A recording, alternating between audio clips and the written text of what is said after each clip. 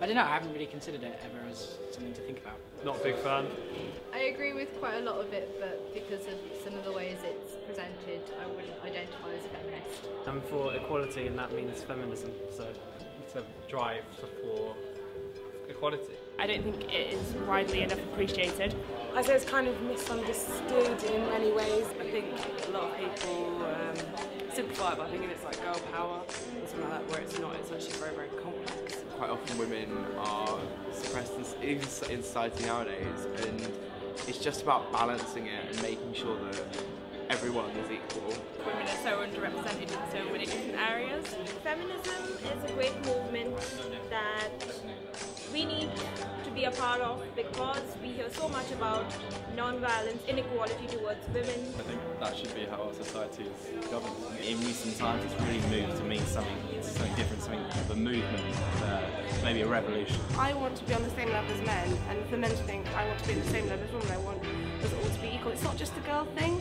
I think feminism is one of the most necessary movements in our society at the moment. I think it seeks to deal with very serious injustices that are perpetrated, not necessarily in dramatic ways far away, but in regular, everyday ways that form part of the very substance of our society. I never thought otherwise, because it just seems like the most sensible thing to do. I realise that there isn't equality when there should be, basically. Attitudes towards women in the media and that kind of stuff. I went on tumblr.com and a lot of my friends got into it. I read 1,000 Splendid Suns by Carla Lucini, and that's when I really started to think about it, because that's horrible. I suppose growing up, my mum was always very feminist, and my dad. It's just almost a knock-on effect. It becomes a folder. It's a right belief because, you know, there is so much sexist ideas, especially where I come from, which is South America, where you have machismo, which is where the male dominates the female no matter what. I come from India, where still today there is a lot of non-violence against women. I have to be a feminist back home and everywhere else. Why? Basically.